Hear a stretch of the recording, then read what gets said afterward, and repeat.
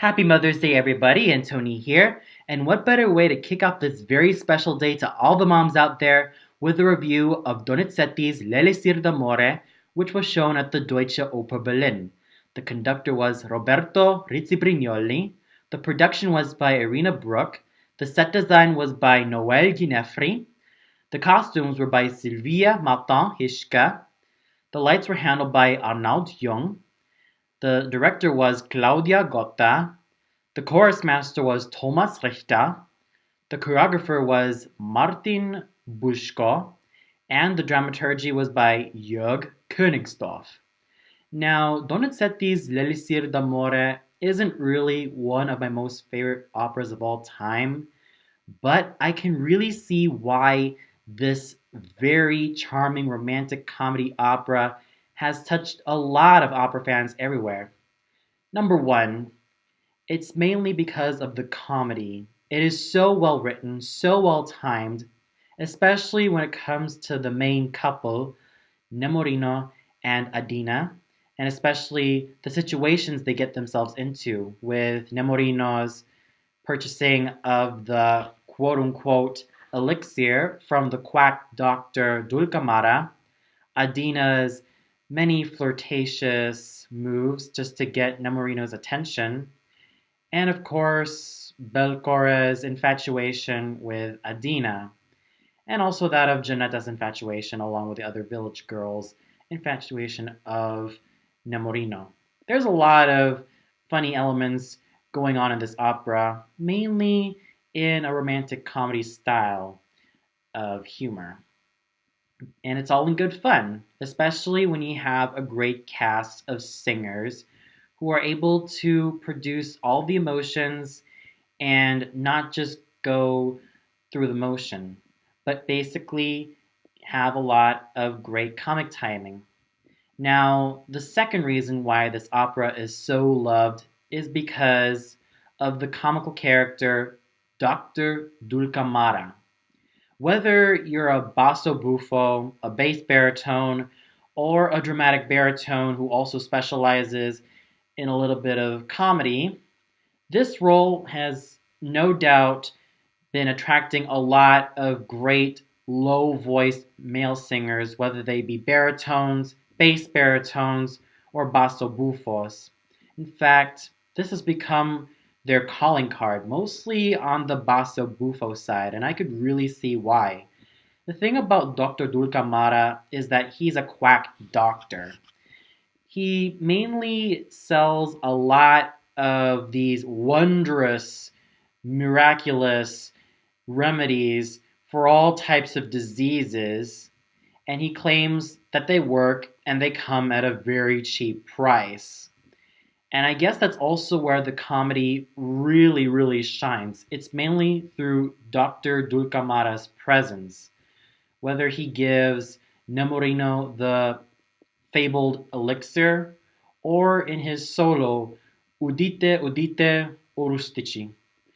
It's no doubt that a lot of basso buffos have been singing this role for many years, and I could really see why this role has been treasured by a lot of low voiced male singers. And last but not least, it's the very famous tenor aria Una furtiva lagrima that has become a household aria for every lyric tenor out there. This basically goes like this. Una furtiva lagrima negli occhi suoi spuntò, quelle festose giovani in figlia sembrò. It's a very wonderful tenor aria, and it's very obvious to see why this aria is so treasured by a lot of tenors, whether they be Pavarotti, Domingo, Calleja, Kaufmann, you name it. A lot of tenors have definitely sung this as part of their concert repertoire. It's mainly the lyrics of this aria that can either make you sympathize with Nemorino, can make you have a tear shed down your eye, and just make your heart swell for him. And the music is actually very sweeping as well. So that's pretty much three reasons why this opera is so well loved by a lot of opera fans and even the critics alike. It has great music, a lot of colorful characters, mainly that of Dulcamara and the main lovers Adina and Nemorino, the Sergeant Belcore and Janetta. Basically, they can be archetyped as this. Dulcamara is the quack doctor. Adina is the flirtatious and very sassy rich girl who has some tsundere tendencies. Nemorino is the simple country bumpkin who basically has a very simplistic idea of how he looks at love, but is very loyal and pretty much the everyday nice guy.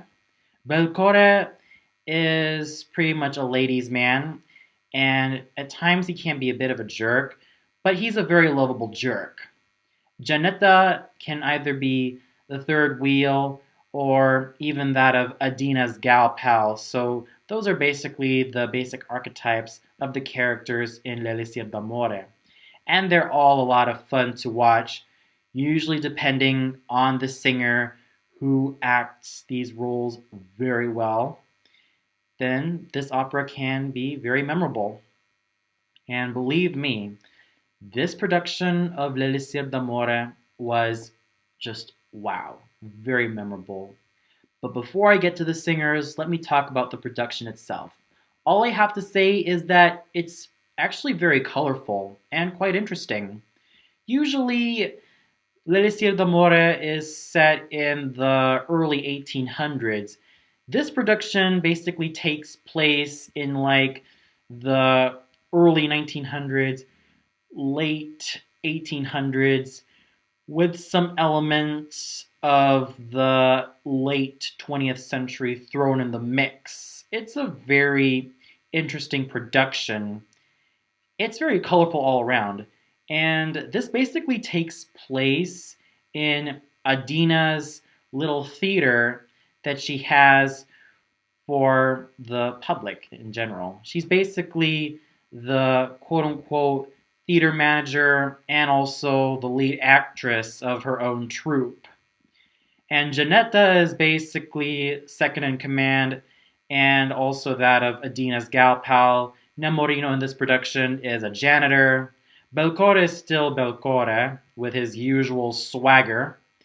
And then comes Dulcamara as he is with a little bit of magician thrown into the mix. So he's basically both a quack doctor and a magician in this production of L'Elisir d'Amore. Not to mention, he has his trusty sidekick Riccardo, aka Ricky. The costumes are also very colorful as well. And basically, the costumes come from like the 80s. Some of them come from the 80s. Others are basically like, well, Commedia dell'arte costumes, or even that of costumes set in the medieval times, mostly for the stage scenes. All I have to say is this. The production and costumes were very colorful all around. There was not one single moment where I felt bored, where I felt that this prop didn't belong anywhere. I thought all the props, all the costumes, everything about this production was just all colorful, all lively, and it really made me have such a huge smile on my face. It never, I mean, never left me bored. There was always something exciting when it comes to this production of L'Elisir d'Amore. And the singing was top tier all around. In the role of the Takahashi couple, for those of you not in the know, a Takahashi couple basically is a type of couple who basically argue on the outside, but also have feelings for each other on the inside. But they only develop those feelings later on in any given series. Now, the Takahashi couple of this opera are mainly Nemorino and Adina, and they were sung by Dmitri Pitas and Heidi Stober, two very outstanding young American singers. So let's start off with Dmitri Pitas in the role of Nemorino. So basically, Dmitri Pitas is an American tenor who also has some Greek heritage on him, hence his name, Dmitri Pitas. He's also of Greek descent, as I add. His interpretation of Nemorino was absolutely great. Vocally, he was totally on key. It was a flawless voice that has a lot of potential to sing the spinto tenor repertoire. His high notes were just so elegant and so ringing, and his Una furtiva lagrima was just so gorgeous. There were times that he was a bit sharp, and there were times that I was actually quite astonished that he didn't take the high C in certain passages, nor even the high D or high B.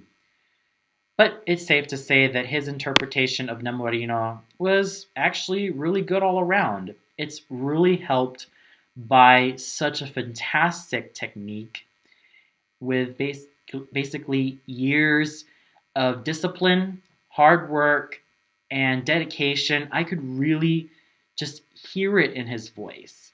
As his voice was extremely well trained, it didn't strain, and it was a very well focused instrument all around. There were no cracks, no pitfalls whatsoever. It was a smooth, flowing, and very, very brilliant, full lyric tenor voice that just kept me on the edge of my seat. Sure, at times his acting could be a little bit better. There were times when his facial expressions weren't always so varied, but I do understand the need of less is more, and he definitely did his task of keeping his facial expressions and his gestures to a minimum. So basically, his interpretation of Nemorino is quite filmic, so to say. It's basically good for film, as it's not so over the top, and it's helped with such a very flawless voice with ringing high notes and a very flawless technique. And then we have Heidi Stober as the Adina. She has such a silvery, sparkling, and very sweet sounding voice, and it's no wonder why she's become so well loved in the roles of Pamina, Michaela, Zdenka, the Sonambula Lisa, Blonchen, Elia, Susanna, Despina, Zerlina, a lot of those ingenue and very sweet girl, light lyric soprano roles. It's no wonder why this young singer is praised by both the fans and the critics for her interpretations of these roles. And with her as Adina, she was able to combine her silvery, sweet sounding, sparkling, light lyric soprano voice with her very capricious, very coquettish, and very kittenish portrayal of Adina. She was very flawless, both in voice and in terms of getting the character down to a T. She was absolutely flawless all around, and her chemistry with Dimitri Pitas and Simon Poli, and even that of, well, the baritone, whose name is Nicola Alaimo, and Alexander Hutton, were all great all around. So basically, she had great chemistry with all of her colleagues and a lot of vibrance that she had in her voice and in her stage presence. Then we have the role of the swaggering Sergeant Belcore, sung by Simon Pauli, who is a tall, very handsome, and very, very elegant sounding baritone. He's basically a lyric baritone, but he has the potential to become a dramatic baritone in the near future. He was able to make Belcore a very swaggering and very masculine character, and it's actually helped with a very great technique and a very flawless sounding baritone voice. His voice is not totally Italianate, since Mr. Pauli himself is German, but it's very easy to say that his portrayal of Belcore was just absolutely flawless.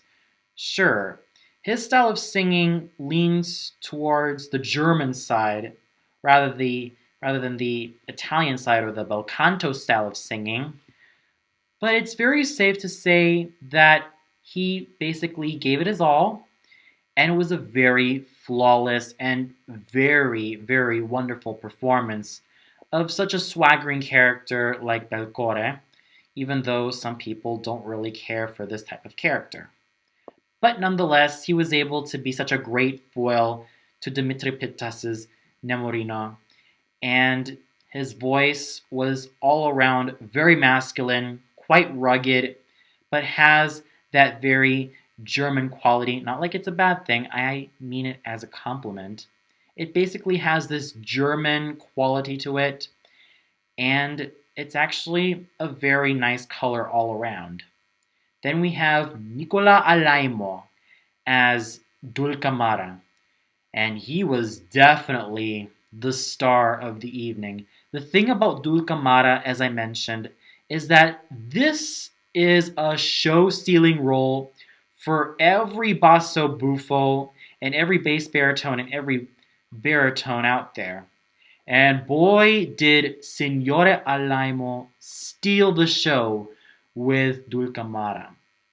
He is totally on par with the likes of Giuseppe Taddei, Erich Kunz, Rolando Panerai, Cheryl Milnes, and a lot of great baritones of the past who either have interpreted this role or many other roles in general. And from what I've read in Nicola Alaimo's biography and repertoire, he not only specializes in comical roles like that of Figaro from Barber of Seville, and even this, well, Dulcamara from L'Elisir d'Amore, but he also specializes in some dramatic baritone roles like Rigoletto, Giorgio Germont, and Paolo Albiani from Verdi's Simon Boccanegra. And boy, did I have to say that he did a fantastic job in bringing Dulcamara to life.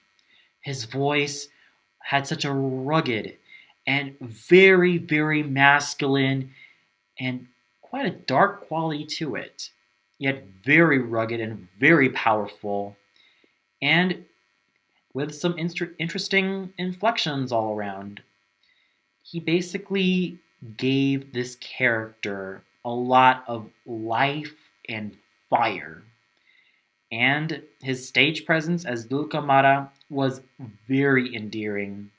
It was not clownish, it was not so over the top, it was very endearing, it was very, very powerful, and actually very charming. He had this charm in which we, the audience, definitely wanted to root for, and boy, did he surpass that with flying colors.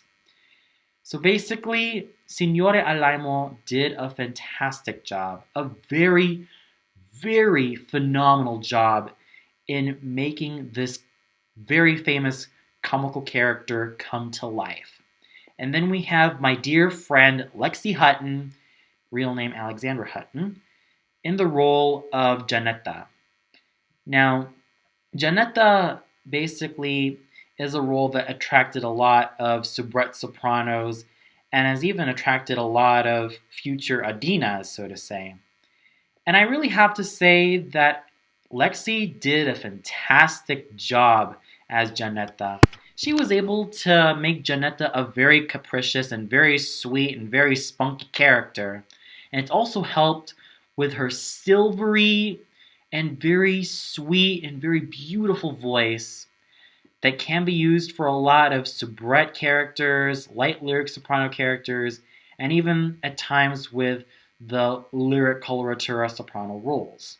She has a very, very beautiful quality to her voice and a very, very sweet and endearing stage presence to add to that. So overall, I'm sure that the singers that I've mentioned are watching this video right now, so I'll say this again. Heidi, Dimitri, Nicola, Zimon, Alexandra, you all did fantastically. Your singing voices were flawless all around, and I definitely had a lot of fun watching you guys on stage doing your thing and making me have such a huge grin on my face. Oh, and a special mention goes to Jeffrey Carey, doing the silent role of Dulcamara's servant, Ricardo. He did a very great job in being such another comical character. He didn't really have anything to sing, but his presence on stage was definitely very endearing and a lot of fun to watch. The conducting done by Signore Rizzi-Brignole was just fantastic all around. It was exciting, it was thrilling, and it was just endearing when it had to be. It had to be very endearing when it had to be, especially when it came to Nemorino's Una furtiva lagrima. That is when the orchestra just went all out with all of its beauty and sweetness, and boy, was it fantastic all around. The chorus and dancers all did fantastically as well. So overall, what more can I say about this production of Donizetti's L'Elisir d'Amore? I may not be a huge fan of this opera, but this production of Donizetti's classic comedy was just flawless. It had a lot of flawless singing. Its production was extremely colorful, and such masterful conducting and masterful choreography done by Roberto Rizzi-Brignoli and the chorus members and all of the dancers of the Deutsche Oper Berlin. And what's also worth mentioning is that this was also the final evening of this opera. So I'm sure that all of you who have attended it, whether in its premiere or the other few days, also have something to say. And if you have any opinions that you either agree or disagree with, I'm actually welcome to hear all of them. Just leave me a comment and, well, that's pretty much it. Well, that's all for now. Be sure to tune in tomorrow where I review the Lego Movie, which is going to be shown at the Cinestar movie theaters at Potsdamer Platz. Until then, this is Antoni signing off and wishing you all a good night. And to all you moms out there, happy Mother's Day. I hope you all enjoyed this review.